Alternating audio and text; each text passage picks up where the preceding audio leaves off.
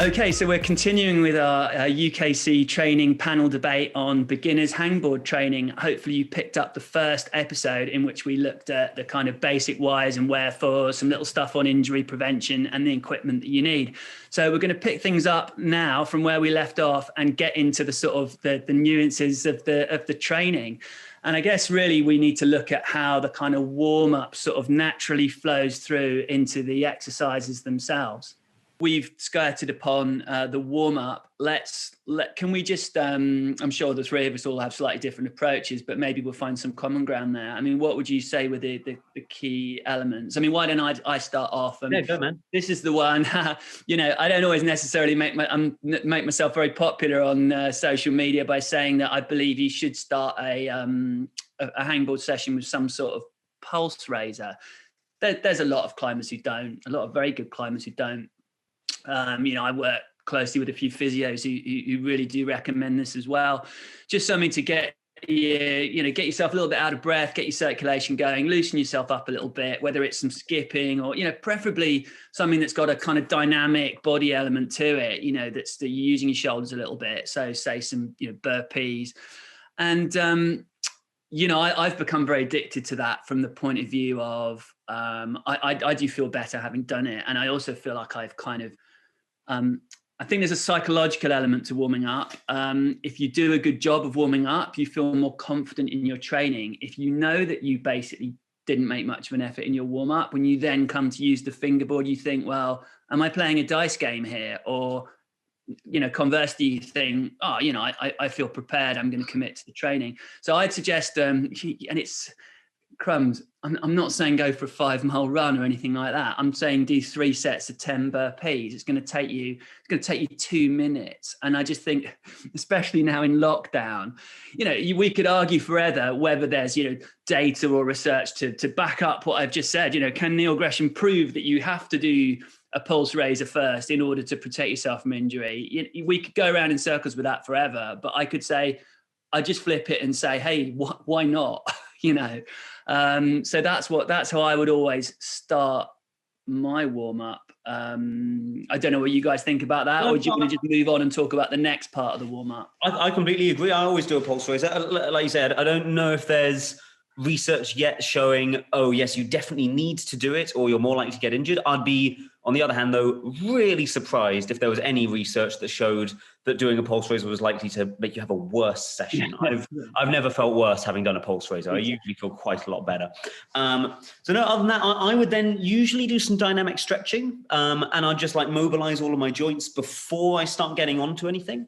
And then I think, as we'd all do, I would start really, really light and gently load as I go through the session until I'm not just warmed up, but now I'm actively training after I've done my warm up.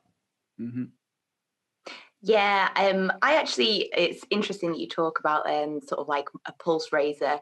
I have nothing against it. I just actually personally don't do that. But I honestly think that I think you've made a really good point. I don't care whether that makes has any research to back it up. I think it's a behavioral cue, to get you going. It maybe gets you psyched. It's that first step that says, right, I'm going to do some training now.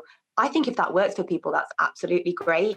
I actually personally just don't do that. Maybe I just don't feel like I need it, or it's just never become a habit of mine. So I start at the point that was, I guess, Louis' second kind of warm up. And I find that gets my body feeling like, I'm ready, and that is some TheraBand, shoulder dislocations, little bit of shoulder activation work, some scapular sort of engagements on the pull-up bar, and I think then it's sort of, I actually find I do them quite heavily assisted pull-ups. I just like 3 quite heavily assisted. I don't want to really fatigue my upper body, and that is not what I'm training. But yeah, I guess that's my bit that makes me feel just body ready. So then we're getting on the fingerboard. So Neil, what do you do once you're on the fingerboard? Oh no, Maddie, I just wanted to just ask you to just explain perhaps in very simple terms for people who aren't familiar, what is a scapular shrug? How do you do it? And also you say, heavily assisted. What do you mean by that as well? Because I don't think we've really defined these in basic terms. Yeah, I think that's a really good point. So for me, when I talk about a scapular engagement, these are quite a common area to work before you start fingerboarding, because proper shoulder engagement is kind of part of that form of when you start to hang on the board. And the sort of range of movement tends to vary here a little bit for everyone. But again, this is the sort of thing potentially you could film yourself doing. You probably need your top off for this as a man, or like maybe a strappy top on, or something that allows you to see this region of your back. Sort of kind of your shoulder girdle. So when you hang on a pull-up bar, we will all probably know from climbing that there's a certain amount of range in the shoulder joint. There's actually quite a large range of motion. And that sort of ability to go from an extended position through to an engaged position that eventually would then allow you in climbing to, you know, get your biceps involved and to continue that pulling motion, that shoulder movement is the shoulder engagement. And something I know that I actually find, and I know some other people might find this if they get on, if you have a really large range of movement here, like when you let yourself drop, you really go down quite far. I tend not to go to that very bottom range. It might be people who have quite hypermobile shoulder joints. And again, at the same time, you then, in the shoulder engagement, you will pull through to that sort of, the back of your shoulder girdle should almost look like your scapula have been folded down your back and everything looks nice and engaged there. And then the only thing I'll say is that then when you get on the fingerboard and you're looking for that engagement position of your shoulders, what I see a little bit, you guys might see this too, is almost an over engagement. Sometimes people almost like want to almost push the fingerboard away. That's what it maybe look like. And actually that hanging fingerboard position will be quite a neutrally engaged position, I'd call it. So you might not be quite at the very top of that shoulder engagement that you may have done in your warm-up. But again, this is like, I think this is the place where I find a bit of video footage, bit of looking online can be like really useful to inform your movement here. So we're basically shrugging up and down, right? From straight arm position to your arms very, very slightly bent at the elbow creases. And as you say, like squeezing those scapulars together and tensing the muscles in your lower shoulders. The phrase that, go on. Yeah, I was going to say the phrase that really helped me to learn to do this properly, because I found when I was learning how to engage my shoulders properly that it's, if you don't have great body awareness and you've already got a decent amount of strength in the arms and the shoulders, it's quite hard to differentiate between just pulling with your arms a bit and pulling correctly with the shoulders. So the phrase I had in my head that worked really well was thinking about bending the bar with my with the outside of my hands, rather than thinking about pulling down or pulling with the shoulders. Thinking about doing that works really, really well for me. So it might work for other people as well. Yeah, nice. And we couldn't quite see your hands there, Louis, because I think that's really good. So yeah, so it's bending the bar like that. Yeah. Yeah. Not actually bending. Yeah, because I try and do that. You engage your shoulders correctly. Oh, I'm back. Yeah, because I found that cue really useful. And something else that I found good place to start was actually almost like in a tabletop position, and just like, you probably can't see, but almost like in that tabletop position. Yeah, like push. Nice. That allows you just to feel that scapular movement that then when you get on the bar, you will hopefully feel. Cool. And you also mentioned foot assistance, and I really do strongly agree with this, because you know, I know a lot of people who just think, oh, you're on the jugs here, or you're on a pull-up bar. You know, just, I know people who will just like warm up doing either pull-ups with no foot assistance, or even with the scapular shrugs. Again, they do them without foot assistance. But I'd be inclined to suggest that, you know, even those at a relatively advanced level, there's no reason why you shouldn't stick your foot on for the first set or two. But I think especially at beginner level, crumbs, you know, you should be doing these scap shrugs at least for the first couple of sets with foot assistance. Are we in agreement with that? Because there are, you know, there are some relatively small and quite fragile sort of tendons and, you know, connective tissues in the kinetic chain here. And I think that, you know, you just want to get them going at a slightly lower load level. I completely agree. Like, I still keep my foot on, like resting on a chair or using a bit of assistance when I'm doing my shoulder shrugs. Because if I'm warming up for the fingerboard, I want my my warm-up that I do on the fingerboard to be roughly similar to what in terms of intensity and duration to what I would do if I was having a climbing session. And normally when I have a climbing session, I do a whole bunch of V0s. And so, yeah, I'm pulling a bit with my arms, I'm engaging my shoulders, and I'm not campusing those V0s. My feet are on the whole time. Exactly. So to me, it wouldn't make sense to then go over to the fingerboard and go, oh yeah, now I'm going to warm up without my feet, because that's not the same. Boom. Yeah, I definitely agree. I was going to say, I agree, but something I'm quite interesting for us all to run around, because I actually think, I don't know about you guys, people are actually quite good at warming up their bodies, probably because, like you said, Louis, they're kind of mimicking what they might do at the climbing wall. Yeah. But when you actually are getting down to the nitty gritty of your progressive hangs on an edge, what do you guys do? Yeah. So go on, Neil, you go first, man. Okay. Well, I mean, I suppose we should start talking about the grips now. When you go through this process of warming up, I mean, the key part is that you start off using foot assistance, and then gradually over a period of, and I'm very wary of putting precise numbers on this, and of course it is, as an individual, you need to find your rhythm and what works for you. But basically you're going to do a series of hangs or pull-ups or both with foot assistance over a period of, I would say, at least 15 minutes. It could be up to 20, it could be 25, where you're simulating the exact process that Louis was just describing. You're starting off, normally at the climbing gym, you'd start off on V0s, you do a bunch of those, then you do a bunch of V1s, then you do a bunch of V2s. That would take you about 15, 20, 25 minutes at the climbing gym. So that's what you have to simulate on the hangboard. And even if you don't have the calibration equipment, you're going to do this with your foot on a chair, and you're just going to have to consciously give yourself less help from your foot each time. But this is why it is much better to have the calibration equipment. Even if it's like 3 different stretch bands, you start off with your foot in a stiff one, you do a set or 2 with that, then you switch to a medium thickness one, couple of sets with that, and then you have a light one. And then finally, after 15, 20 minutes or so, you're ready to go footless. If it's a pulley rig, you start off with 10K on the pulley rig, then you drop it down to 6, then you drop it down to 4, and then you're ready to go. But I think that, this is the key part of the hangboarding warm-up. I mean, sure, the pulse raiser, well, Louis and I think it's good. The jury's out on the pulse raiser. I think, the mobility is important, the stretch band work is important, but if we really had to get to the crunch, the important part, it's this ramp, isn't it? But in terms of what you do during those warm-up sets, well, you could either do some hangs or some pull-ups or both. I mean, I've got a rung here.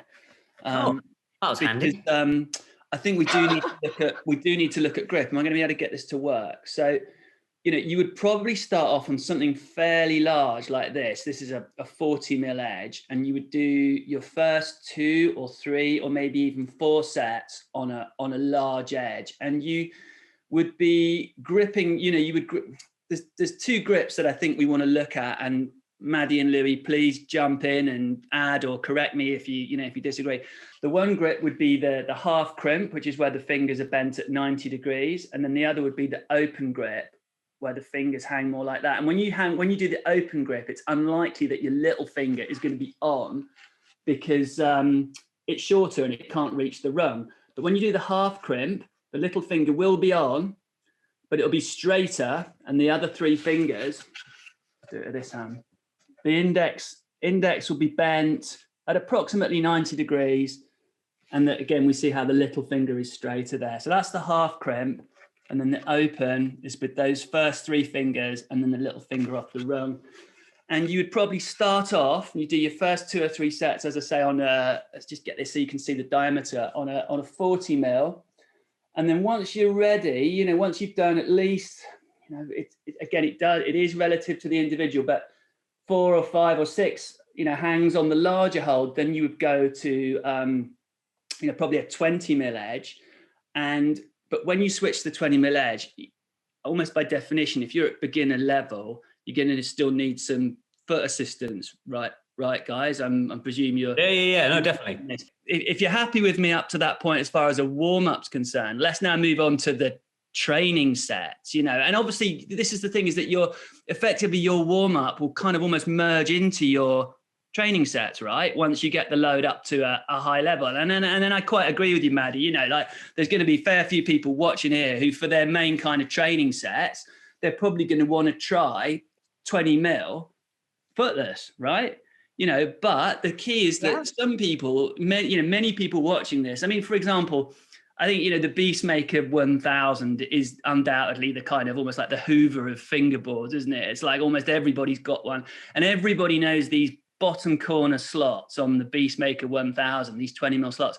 And I think if you're fairly new to climbing and you're operating in the sort of low to mid grade, being able to hang those things on a decent solid half crimp is something of a target. It's a little bit of a benchmark, but look, if you can't do it, the key is you use your calibration equipment to enable you to have a little, to work at a slightly lower load level. You might have, say, 4, 6, 8 kilos on your pulley rig, and then you can have a go at holding that half crimp position, but with a little bit of assistance.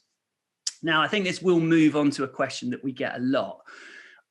People will always ask, are you better off going for this 20 mil with quite a lot of foot assistance, or are you better off going on a larger 40 mil? Like, for example, we go back to the Beastmaker 1000, those big old, sort of the middle slots that are a lot more generous, that sort of swallow up the first 2 finger joints.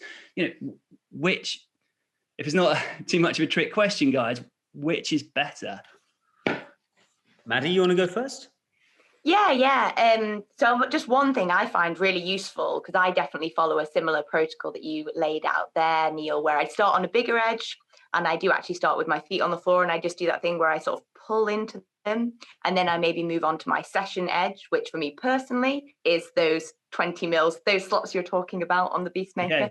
Okay. And I start again just pulling into them, and I do what you said, a sort of progression where I might gradually increase the load to my session load. But I also find it quite useful to add a time element in there.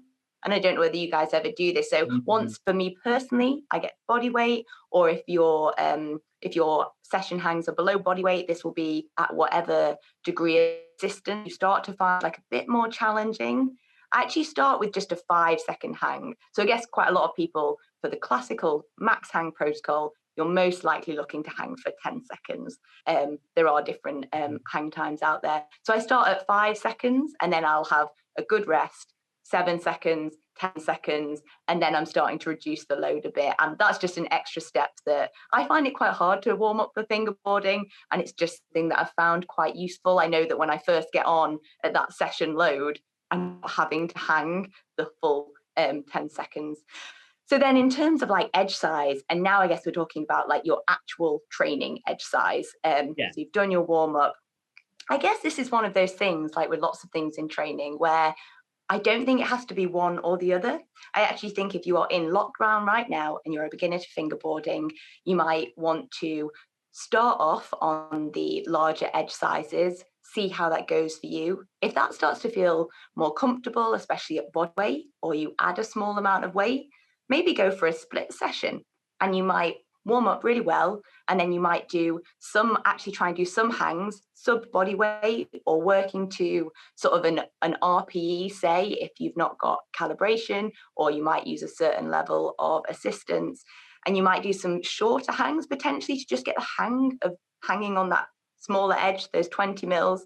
Then once you've done maybe like what we might consider a half session, 3 to 4 sort of hangs on that with a good rest in between, you might go back to those bigger edges that you are now finding a bit more comfortable because you've done a few full sessions on that larger edge size. You found that they feel kind of okay for you, but rather than switching straight away to doing all of your session on those 20 mil edges, what I find is this more gradual sort of progression and like sort of flow between the edge sizes might be a nice way to go. Or if you're someone that feels like their fingers are feeling healthy and handling what you're doing quite well, you might go for 2 fingerboard sessions a week, and you might do 1 on the larger edges, and then you might do 1 shorter one to introduce it on the smaller edges. And then, week on, you'll slightly sort of like merge this progression. I think this kind of like one or the other, this quick switch is maybe where we can fall down with our fingerboarding. Thanks. What about you, Louis? I was going to say fairly similar stuff as Maddie, actually. If you're finding that either a smaller edge with more assistance or a bigger edge with no assistance start to feel about the same, and you're now deciding, which is better? Yeah, kind of as Maddie's saying, that there isn't really a better or worse. They'll both help you gain finger strength, but I would recommend, I'm not sure what you guys think of it, and I know it's a question that I think we have coming up later, but whenever I do my fingerboarding, I try and vary the grip types that I use quite often so that I'm gaining just multiple different types of strength and different grip types. So if you have time in your fingerboard session, it might be worth doing a couple of sets on the bigger edge and then moving to the smaller set and smaller edge and including them both in the same session, or as Maddie's advising, doing them split out over the rest of the week works as well. Yeah, that's about it. I was going to say, yeah, try them both. If you're finding them both challenging, then great. Well, thank you. And I know we're going to revisit this in a bit more detail when it comes to advanced fingerboarding, because actually, do you know what? The question is no different for elites. I mean, you get so many elites asking, should I do one arm hangs on a bigger edge, or should I do two arm hangs on the micros? The thing is that we have to stop asking this question because both are undoubtedly very important. You don't want to stop either one or the other. But in a nutshell, I mean, Maddie at the very start mentioned the importance of shoulder engagement. And if you are on those bigger holds with no foot assistance, you're going to be training more those muscles that are helping you with shoulder engagement. Whereas if you're on the smaller edges and you start to take the load off, you're not going to be, using those muscles quite so much. So, but equally from the perspective of the fingers, there's different leverages involved. I mean, we know from, when we climb, the difference between the feeling of using a small hold and a larger hold. We've got to be good at doing both. Both are important. I think we can just say that and move on from that one. And thanks to you guys for suggesting some ways of doing that. One thing. Go on, Maddie. Sorry, it's just one point on what Louis said, because I do think that like mixing grips within a session is something loads of people do. And I've just found this, and I think other people do, is that if you are looking, as Neil and Louis have said, to do that sort of half crimp position along with maybe some open grip within the same session after warming up, I generally find that doing the half crimp first, those sets, I find that more beneficial or feels more comfortable for the hand, because you fatigue certain muscles that you actually don't need in the open grip.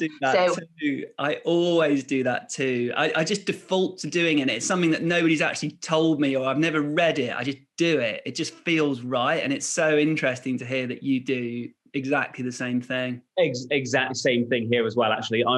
My usual routine is I do 4 fingers half crimp, front 3 half 3, back 3 half crimp. Sorry, front 3 half crimp, back 3 half crimp. And then I'll start doing some open handing ones. I hadn't actually thought about it before. Actually, yeah, the explanation I normally give to people is that open handing is a much more passive grip, and so it doesn't require as much strength. So yeah, now I think about it, if I was going to do one before the other, obviously do the tiring one first. Yeah, very good tip, Maddie. Thank you. Okay, coaches, I've got one for you. Now, my overwhelming experience of showing people how to do, I'll see if I can get this going on you've got to get the index finger here, of introducing beginners to half crimping on a hangboard. They get that index nice and bent like that, and as soon as they take the feet off the floor, that index goes like that. Okay, and I say no, you got to bend that index finger, and they go, what, like this, and it just straightens out straight away. And that's usually if they're trying it on the 20 mils, and what they find is they have to go up onto the larger, like the 30 or 40 mils in order to get that index finger bend. I mean, is that important? Is that something that they should bother about? Does it matter if that index finger drops open? Is it better to go on either a larger hold or reduce the amount of load and keep that index bent, or does it not? I'd definitely recommend, if they're wanting to focus on half crimp position, which I think is a really nice safe grip type to be using to start out, then I'd say it's pretty essential to keep an eye on that top joint of the finger. I kind of phrase it two ways myself. Either I focus on keeping in, can you see my finger? Mm-hmm. There we go. Either I focus on keeping a 90-degree angle there. Sorry, I'm trying to. Yep. There we go. There's the 90-degree angle. Or I'd focus on if this is the hold I'm using and this is my top knuckle.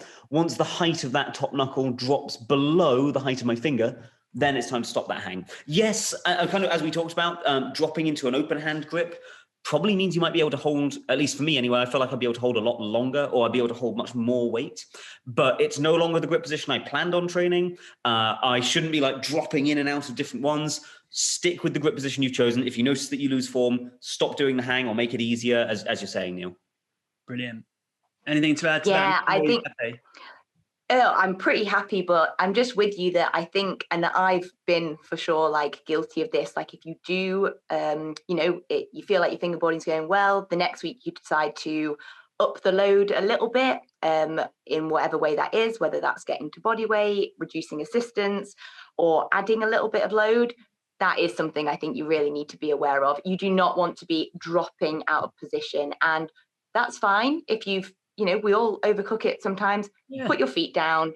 Just don't be proud. I think sometimes people, I think when you are new to anything, or even when you're at an advanced level, there's always that sort of slight like keeping yourself in check in trying to like beat a certain week or like stick with a certain rate of progress. That's not how this works. Like just put your feet down, like have your rest, and for the next set, change that. Make note of it, monitor it. But I'm with Louis and yourself. Like if that is the grip that you're looking to train, that is the position you want to maintain. I've had it before, and it can be frustrating sometimes where I've had, kind of exactly what you described. Maybe the week before, I was like, I stayed in half crimp all the way through. I felt really strong. I did all my hangs, hit all my targets. And now next week, I just want to do the same as I did last week. And it can be quite painful. And it hurts the ego a little bit to go, I could hold it for that time, but my hand just keeps opening and I could do this last week. And it's frustrating to I've had it before. I've like finished a set and then I've thought about it really hard and gone, I'm not doing them properly. My hand's opening each time. So, okay, I'm going to go back to the start of this set. I'm going to reduce the difficulty, start it again, but it can be tricky keeping in check like that sometimes. Okay, cool. Well, you know what? It wasn't on the agenda to discuss it, but I've just thought of this now, and it has to be because I've lost count of the number of times I've been asked this question. Oh. Should we full crimp on a fingerboard? For those of you who don't know, the difference between a half crimp is when you half crimp, your fingers are at 90 degrees. When you full crimp, the fingers are bent right up. I'm going to do it with the other hand so you can see it. So that your knuckles are raised and your first finger joint is slightly hyperextended. It's slightly bent back and your thumb is locked over the top. Now, it's a grip that some people just say, well, why would you even bother doing that grip? It just feels horrible. It feels weird. You get other climbers who say, well, of course you need to be able to full crimp to climb hard. It's like if it feels weird to you, you need to learn it. But so much discussion we hear about, should you train it on a hangboard? Should you do it on a wall? How does it fit in for beginners? Louis, what do you think? Okay, so I've kind of always viewed fully crimping as like almost the emergency grip of it, and not as in like, it's an emergency grip, as in like it's really, really powerful and you can suddenly make what originally felt like a really bad small hold feel a bit more positive by fully crimping into it. But I've always known it as a particularly stressful grip position. It's got all of the stress on the joints and the tendons that you had in the half crimp position, but without that natural safety valve of, when my finger drops, I let go. Because with your thumb locked over, it doesn't drop and you can just maintain that amount of pressure, possibly for a lot longer or at a higher intensity than you should. It's great because it makes holds feel better, and that's obviously useful in climbing. I've actually practiced half crimping a lot more nowadays, only because, as Neil was saying a minute ago, I would be one of those people who would have described themselves as not at all comfortable with fully crimping on stuff. I was always, as a younger climber, I open-handed everything. Then I learned about like half crimping a bit. Finally, I've started to understand fully crimping, and now I'm practicing it because I want it to be a skill that I'm comfortable with and I'm able to use when I'm climbing. As for whether or not I'd train strength using that grip position, I'm intrigued to hear what you guys would think, because I would say no, because one, exactly as I just said, it allows me to maintain potentially an injury-inducing amount of intensity longer than I should be able to, but also because I'm taking some of the requirement for strength out of this grip position by using my thumb. I'm probably not training as much strength as I would be if I didn't use that thumb. So you let me know what you two think. Interesting. Go on, Maddie. What do you think? Yeah, I mean, I think it comes down to a question of whether you're looking to train strength for climbing versus like strength for a very specific type of climbing. And generally we look to form that good solid base using a grip that, because some people might be watching thinking, but I'm a beginner to fingerboarding and I use crimping all the time when I go climbing. And that's absolutely fine. I know loads of people that do that. Actually, as a beginner to climbing, I think I really overused the crimp. And I think what you need to sort of, when you start doing some supplementary training, including fingerboarding, is slightly detach to somewhat the training exercise from climbing itself. And in training session, you're looking to use a grip that actually allows you to load progressively, safely, and also in like a less advantageous way. We are actually, like Louis said, I think a lot of people, slightly depending probably on how they climb, length of thumbs, fingers, whatever, will hold more load in a full crimp. And the fact is, by using this slightly weaker grip, where because you've not got your thumb on, you can probably hold less load, you are just really targeting that training stimulus. So this is what we're trying to achieve here.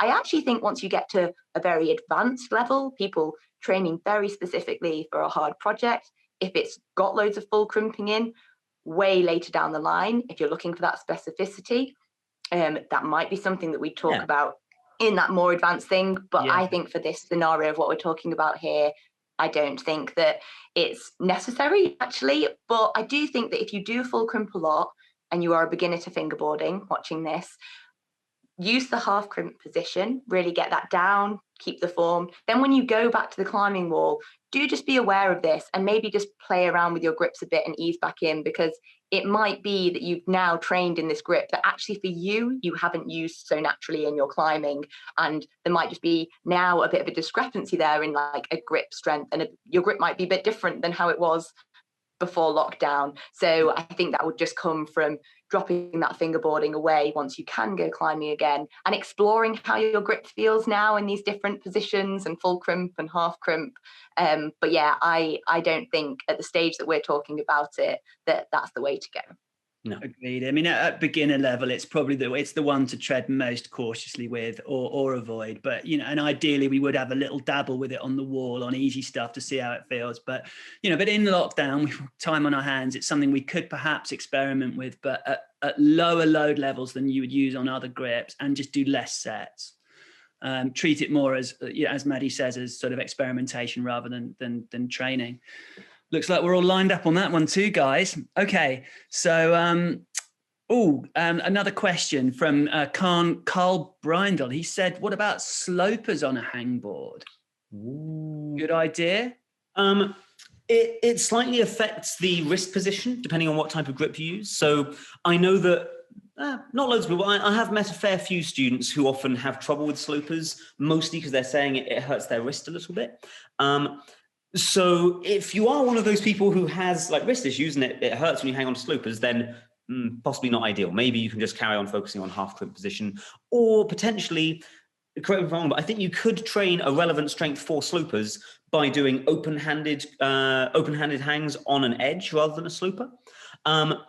If you don't have wrist issues, though, then I would strongly recommend doing some hangs on slopers. Those would be one of the ones that I include in my set. I was saying earlier, I do 4 fingers half crimp, front 3 half crimp, back 3 half crimp. Then I do a couple of open-handed sets, and then I do a couple on slopers as well. So I try and include everything. And I'd say, so long as you're not causing yourself pain in the wrist, then yeah, why would you not want to have that variety? Have a go on the slopers. What do you think, Maddie? I guess the sloper is, I think of it as like, it's quite a specific grip. So I actually think it really depends what climbing you do. Like if you're new to a fingerboarding and you don't go out on Gritstone mauling loads of slopers all the time, or you're not climbing indoors loads on these new like super slopey holds, I think it comes down to a sort of, where am I going to focus my time and energy? And so if that is you, then potentially I don't think that it's maybe worthwhile when you're just getting to grips with something, having loads of different grips that you're trying to get to grips with, and all these slightly different hanging positions. A bit like Louis said, it does cause a slightly different hanging position at the wrist. I guess I would probably personally choose to be a bit more focused in my sessions, really get to grips with that half crimp and potentially the open drag as well. But I think if you are new to fingerboarding, but not necessarily new to climbing, and actually you do loads of slopey climbing and you love Gritstone bouldering or any sort of bouldering that has open holds, or any climbing that has slopers, then I think this might be something you want to do. And like something I think that can be now. yeah, for sure. And I think something that could really help is I find actually with slopers, I do think training it can be effective on a slopey edges if you have those. But I think when it comes to the climbing that is involved when we use slopers, there's often a lot of other things going on that I think that you can train off the fingerboard. And that is maybe wrist isometrics, which might help to some extent with the thing that Louis mentioned, which I know that people run into. And that is just, doing isometrics. So you've got a dumbbell or a weight in this hand. You can do different lengths of isometrics. You can, oh gosh, can't do them both ways, keep them balanced.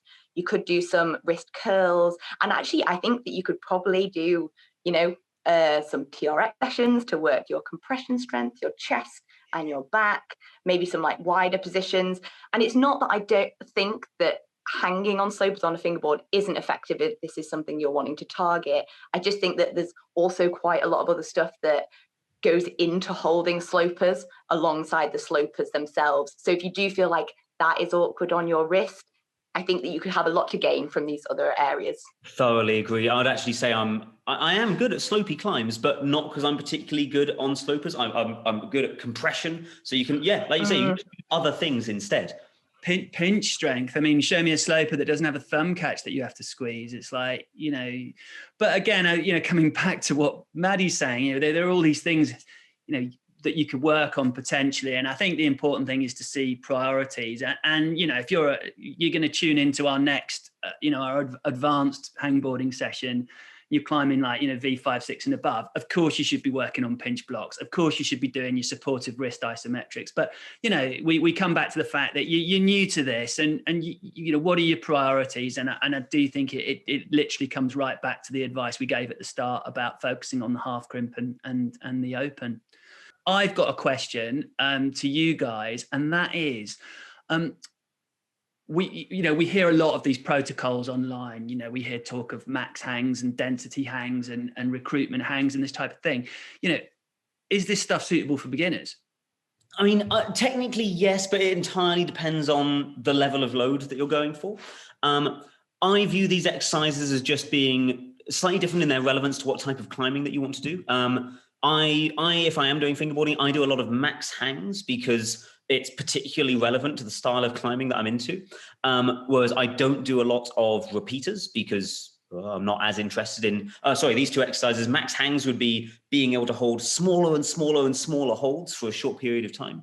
Whereas repeaters would be being able to hold on for longer for a really long period of time. Obviously not as applicable to me as a boulderer. So I think choosing these exercises is more a case of what you're wanting to improve rather than them being suitable for different levels of climber. But for all of these, it completely depends. Obviously, while I say max hangs could be appropriate for a relatively new climber, it wouldn't be appropriate if they did it at a really, really high level. They could do this, Can I jump in? I think what you're trying to say here, again, is something that I believe and do in coaching, maybe without even ever actually having had this discussion with someone else before, is I do a version of it, like a beginning version of it. I mean, I call it base strength, and it's like the same thing, but for example, the load level is a little bit lower, and you're not going to failure, as much, if at all. I think that's one of the key differences, and it's like a sort of an introduction to these protocols. And I think that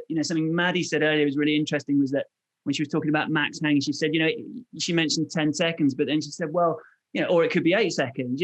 These things are not like, nobody has written down these things. They're not like fixed. It's not like a max hang has to be this. It's like you can adjust it a bit. And if you're going to adjust it for beginners, you're just going to tone it down a little bit. And, the emphasis is going to be on slightly lower load levels and maybe a little bit more volume in order to build that base. What do you think, Maddie? I think that this is a really interesting one. And I think I agree with some of what you're saying. And I maybe just differ slightly in my way of thinking on a few other things. So I guess maybe we should just trying to define strength and endurance. I think this is interesting because we have these two sort of attributes we feel we need for climbing. But really often it's a bit of a spectrum. When we get down to the nitty-gritty of the physiology, it's ultimately a few different ways, energy systems that supply energy at different rates, depending on what sort of intensity we are at. And of course, that's always relative to us. And so we have the classic max hangs, which, as I said, they do not have to be maximal. I actually, to be honest, I think that even for the more advanced level of climber doing fingerboarding in a training session, not a testing session, you probably shouldn't, although you're trying hard, be failing necessarily on that many sets. I think we look to very systematically and gradually improve that strength. And this is even more so if you're a beginner. And these tend to be shorter duration hangs, because this means that we are working at an intensity that means we bring around all these adaptations, which essentially allow us to hold more force. Or we do repeater style sessions. Often these are like 7 on, 3 off. This is quite a typical climbing endurance session, trying to mimic that fact that when you hold a hold, you have a short rest duration before you grab another. And these are bringing around the adaptations that improve endurance, mitochondrial density, all of that on a physiological side of things. But what I actually think, like when it comes to a beginner, even if they want to train endurance, and that is something they personally need for their climbing, being a route climber, I actually find starting with max hangs at the appropriate level is the better way to go, because the thing with repeaters getting on and off is that I actually find that that grip position that we've talked about has more of a tendency to slip. You've got to get on and get off and get on, and you're slightly unsure of the hanging position anyway. So actually, even if you think, I'm a sport climber, so you look online and you think, I should do like repeaters for 2 minutes. Personally, I actually think if you're new to fingerboarding, and it would be my approach with most people, I tend not to start with repeaters, because although they're called max hangs, they don't have to be maximal. Maybe you start at sort of an RP of like 6 to 7 out of 10, and then you can like start to up that as you feel a bit more comfortable. And eventually you might actually feel ready to do a testing session. You can then go on to use percentage loadings. But I actually think that building up that really good base of that shorter duration. So I think you mentioned density hangs. There's all these other hangs that essentially become slightly longer duration. Density hangs, I think, actually somewhere between 30 and 40 seconds. Personally, I think if you're new to this, I'd stick down to like 10 seconds or just below whilst you get really used to that hanging position. Sure. I mean, keep it fairly specific to the rhythm of climbing. But I think the thing to remember about repeaters is they haven't got to be 2 minutes. They haven't even got to be a minute. You could do 7 on, 3 off, and you could do it, three or 4 or 5 times in a row. It's more just coming up with something that, I'm trying to we all do this slightly differently, but yet in a way, I think we're saying the same thing here, is that you don't want to be doing something that's mega intense and so that your fingers are failing in the context of like a really hard strength set, but equally you don't want to be doing something super repetitive either, like you were saying, Maddie. You want to strike it somewhere in the middle, and that's where I think this kind of concept of base strength comes in. So it's neither super high load levels, nor is it loads and loads of repetitive type stuff. Is that fair? Yeah, I think that's good. And then, once you've built up that base, I think what you guys are saying about like thinking about your goals and what you need, like I think that then that all starts to roll out in a really logical way. It's just, I think that initial time you're walking towards the fingerboard, I think put repeaters to the side, because you've just got to like get to grips with sort of, initially you'll have just quite a big neurological adaptation to hanging on the fingerboard. Your body will wake up to it a little bit, it'll learn what to do. Or I dare say, and Lydia, I want to come back to your question. We've naturally flowed into it. How you build endurance on a hangboard. Just as we were all, I think, almost about to say to ourselves, no, hang on, you shouldn't do these 2 or 3 minute very intense, 7-3 repeaters, especially footless. But well, if we've just said that you can build base strength by just turning it down a notch, can we do the same with endurance? If our foot's on a chair and we're not going failure and we're on big holds, and totally agree with everything that Maddie said about, if it's very intense and your grip slipping and it's like, whoa, this is like proper hardcore strength endurance. To me, that doesn't seem right for a beginner. But if you're on those good old favorite, those 40 mil Beastmaker, the big slots there, your foot's on a chair, can you hang off the board? Scapula's engaged, nice and controlled, get a feeling for that. Moderate forearm pump, and then just, relax in and out of the sets to get a little bit of a taste for endurance. I would have thought so. I would have thought that was... Yeah, No, go ahead, Maddie. Oh, yeah, no, I was just going to say, I do think that that's okay. And I think you've touched on a really nice point, I think, in how you've introduced it, Neil, because you were like, move around the fingerboard, relax into it. And I think if you are literally walking to the fingerboard for the first time and you have one that has a few different holds on, endurance wise, whilst you're literally building up to even, get that grip position, I do actually think move feet on the floor, moving around the fingerboard like a little bit and like building up that. Yeah, like you said, that like gradual pump before you go maybe into, I guess, what we're talking about, or what I was talking about with the repeater sessions, is the sort of, those classic sessions you see out there that are based on a testing session. Because often to define that, you tend to use a percentage of max loading. And, I think that is just, that next step along from the beginners. But I do think what you can do, a bit like you said, is maybe start by moving around a bit, just keep your feet on the floor and pull into it. And it's using that just like effort level to gauge it, or that slight pump level. And I think it's one thing, like, I'd be interested to know what you guys think about this, because I can see how it can work both ways. I think we've talked quite a little bit about effort level, sort of self-monitoring how hard you're trying. And I really feel like that can be a really good way to start before you build up to the point where you think you can maybe do some sort of testing session to inform later training. But when you are new to something, it can be hard to gauge that effort level. This is a new thing to you. You don't have a perception of how hard you should be trying. And I think this is interesting with the endurance, like you said, because I think you can maybe climb around a little bit, maybe test out a little bit, and just really focus on that feeling in your forearm. And if you keep that light, then you're probably doing okay. But yeah, I don't know how you guys feel about that sort of trying to gauge that effort level for people who are new to an exercise and maybe don't understand even how hard we don't really know how hard it's meant to be. I'm completely with you. I think this is one of the difficulties of taking a break from training or taking a break from climbing.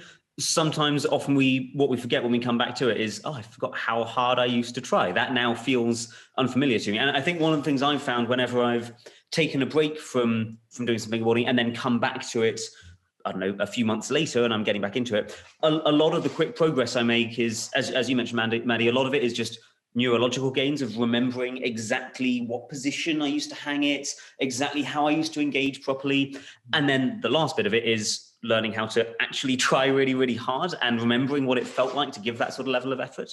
So, exactly as you say, a lot of it is something that you learn as you just go about practicing it for the first few times. I think a lot of my first hangs when I first started fingerboarding, I would fall off thinking that I'd tried really hard, but then comparing it a few months later, I'll go, no, actually, I didn't realize that I could try this hard.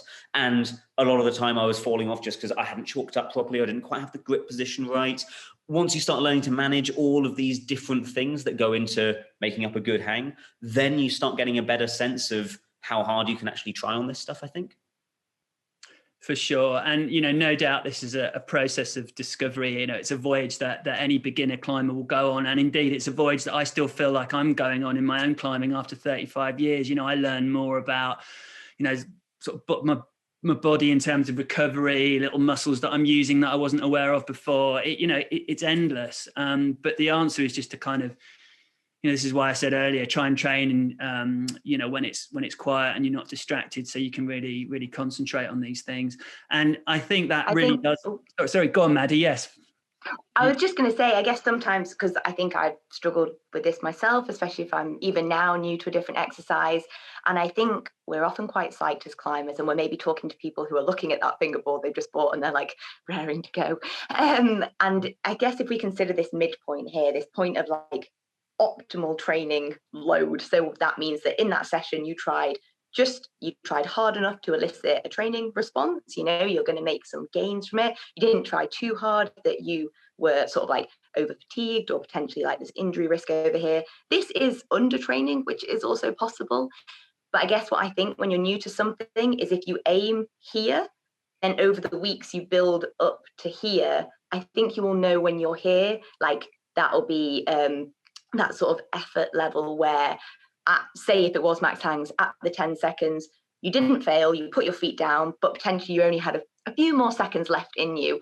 And I think that is the better way to go, rather than trying to aim here and ending up here and like failing on sets or falling off the fingerboard or any of that. And I think that general, like slightly more patient approach where you think, this week I'm going to do it at this, it didn't feel that hard, but I'm going to do it again to make sure that, you know, I really nail that certain amount of assistance or whatever it was. And then the next week, do try reducing that bit. And I think that once you hit that point where it feels hard and you're like, oh yes, I am training at a strength intensity now, I think you've naturally built up a little bit of a base to get there. And then from this point, you can continue at that weight until that feels easier, and then try, you know, making it a little bit more difficult again. And when I say a little bit more difficult, if you are using some sort of calibration, that could be like 1 kilo, you know, don't just suddenly drop 5 kilos of assistance. And I think with that gradual approach, I think that you will always end up at the right training sort of intensity for you. Good. Okay. Well, I think that does move on to the next question that we have from Dave the young boy. He says, what are some good training plans for beginners? And Ruth's question, Ruth Hardy, how many times a week can you fingerboard? And how does this change based on your training history? Basically, I think we're moving on to a discussion about scheduling. You know, I think we've sort of covered quite well warming up, different grips, protocols, you know, effort levels, so on and so forth. You know, how are we going to just give some very basic tools for people so they can start to form a little bit of a plan for themselves? Maddie, do you want to kick off? Yeah. So I think this is quite a tricky one to answer, because I think even if you are a beginner to fingerboarding, there is a really wide variety of sort of training capacity that this could cover. But I guess something you could try and look at is, if you get a piece of paper, I would say if someone wrote down what they would normally do in a week. So pre-lockdown, when you're going to the wall, because ultimately you're new to this training, but you have been climbing, and your capacity for training, and that's like sort of takes into account the intensity you're training at as well as the volume, it will be somewhat dictated by what you used to do. And so say that was twice a week, and you usually went bouldering once a week, and then you went and did routes at the lead wall once a week.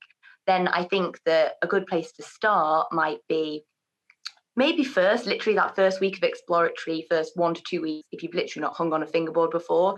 I do some of the things that we've talked about along the way, you know, where you just go on the shoulders, you sort of work your shoulders, maybe your fingers separately on an edge, you sort of build up to the point that you're actually comfortable to hang on an edge with any level of assistance, but for that 10-second period. And then I might say, although we are a route climb, it might be worth doing a week or two where you do still focus on that, I guess what I would call a max hang protocol. And you might do that twice a week with no climbing around outside it at a relatively low intensity. So although I'm still calling it max hangs, I'd be conservative on the load that you actually do it at. Yeah. And considering that you go climbing twice a week, this will be working your fingers twice a week. So I'm not saying that on all accounts, every climbing session could be replaced by a fingerboard session. Because I think if you are new to fingerboarding, but you go to the wall 5 times a week, I'm not saying that you fingerboard 5 times a week. I'd kind of maybe cap it at 2 for this person. And even if you go climbing more, maybe try the fingerboarding twice at the appropriate level, and you can do some core around it. You know, I think we'll probably go on to talk about some other things that you can train, but for the fingers, I think that's a good way to go. And then if you are someone, I know the question before about training endurance on a fingerboard, and although I did start off by saying I think initially it's worth getting to grips with just hanging on the fingerboard for a 10-second duration with good rests, I do think that's a good place to start. But once you've gotten to grips with that and you do want to progress at sport climbing, maintain your endurance during lockdown, then I do think repeaters are completely, valid way of doing that. And you could do 1 max hangs session, which you're very gradually progressing, and then you could also introduce 1 repeater session. And repeaters come, as Neil said, in all shapes and sizes, so I'd probably think about the length of climb I usually like to do, or a bit of a style. So depending on how long you do the repeaters for, that will sort of slightly correspond to maybe the length of route that you like to do, and that amount of time will also dictate the load that you do it with. And you could do these by feel, as Neil said, like you could literally keep your feet on the ground and be pulling into the fingerboard and gauging that pump in your forearm. Or if you're comfortable enough that you've built up to a test, you could do a percentage loaded one. And I think that those, as long as they're done well, twice a week at these different intensities, I think can be a good place to start. Sure. What do you think, Louis? I mean, I think we've got two different conversations. We've got what would you normally do when the climbing gyms are open, and what are you going to do now when you've only got a hangboard? I think it's really important to differentiate in this discussion, isn't it? Because I think because they would drop out when you go to the climbing walls, whether you're replacing them. It's likely to, but hey, it shouldn't. And one of the things that we know is that the benefit, the good thing about lockdown has been it's introduced a lot of climbers to hangboarding for the first time, and they're starting to experience the advantages and hopefully take these good habits with them. But I would say, sorry, Louis, I was going to go ahead. A question to you, but I mean, really, the way I see it is that at the moment it's a lot simpler to structure a weekly program that's based on hangboarding and conditioning and not much else than it is to sort of somehow try and fit it all in with climbing. What do you think? Oh, me, yes. I think nowadays it is, as you say, it is kind of easier because for the most part, people are in one place. They're not having to commute. They're not having to spend hours at work. They've got more time to organize things the way they'd like to. In general, though, for Ruth's question of how many times a week can you fingerboard and how does this change based on training history? It's a slightly complicated one. I mean, we can always give the vague rule of thumb of a couple of times a week is about right for the majority of people. But as for how it changes based on training history, this is where it gets a little bit more complicated. I usually give the fairly simplistic, but it kind of leaves it open to interpretation by the students that the aim really with any type of training that we do is that you want to do as much of the training as possible, so long as you're recovering enough in between those sessions. And so what that ends up looking like for most people is that they can do about 2 fingerboarding sessions per week, and that gives them adequate recovery time so that they're still making gains in each of those sessions. If you have trained loads and you're really, really strong now and you have great recovery time, then maybe you're going to start fingerboarding more than twice a week. But for a lot of people, I think about twice a week is probably about the right number. But as we say, it's probably best to pay attention to your bodies and to pay attention to how you're feeling. If you are fingerboarding twice per week and every session you're like, oh my God, my fingers ache so much, then that would probably be a sign that you're not recovering as quickly as you'd like to. So maybe you want to reduce the intensity a little bit more. Or if you're fingerboarding twice a week and you're like, oh, I just feel great every single time, I feel like I could do a bit more, then yeah, you might be able to do a little bit more than that. But after that, it's getting a little bit more complicated. So you may want to work with a coach to help you decide how often to fingerboard. Yeah, for sure. I mean, unfortunately, there's never going to be a one-size-fits answer to this. But I think what we can really see here is that it depends. There are almost two different approaches that you can regard. There is the kind of little and often approach, where if you're doing quite short sessions, and in particular if you're not really pushing to failure and really exhausting yourself in these sessions, you're going to recover quicker. Yeah.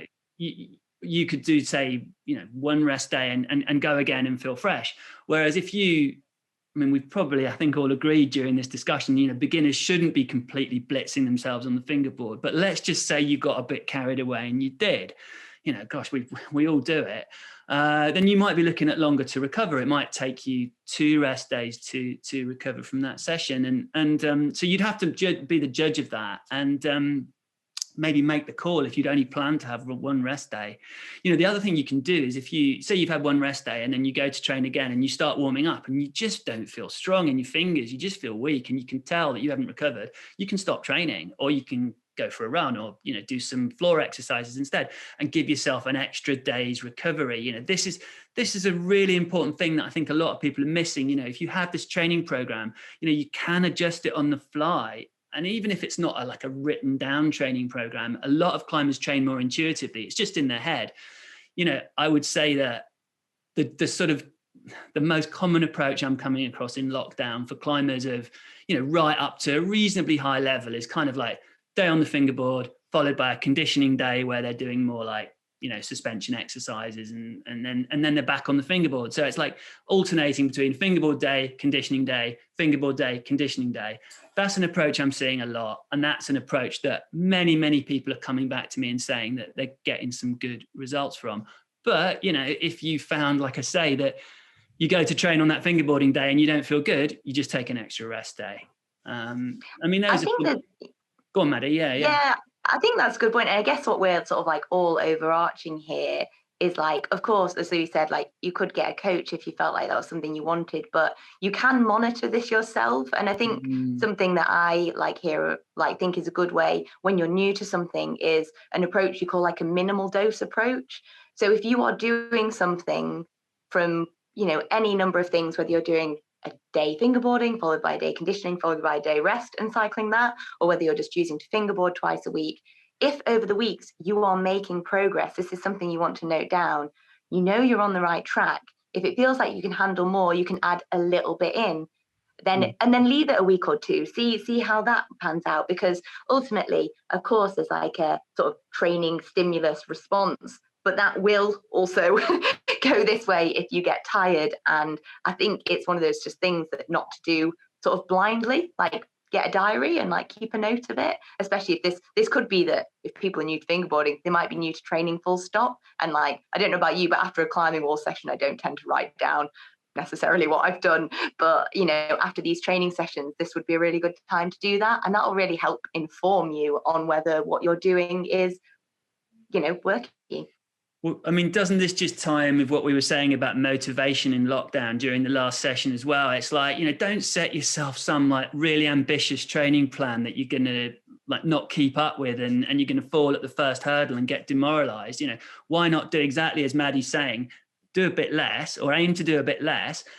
The benefits of that is you're only going to get better recovery and make sure that you don't overtrain. And then, if you find that things are going better, then you can do a little bit more. It's always better to approach it that way around. And it also reflects at that kind of micro level of, what we were saying with Max Hames, don't just blast straight in there, set it a bit lower and build up with it. I mean, I think these are these sort of general principles that seem to apply to all areas.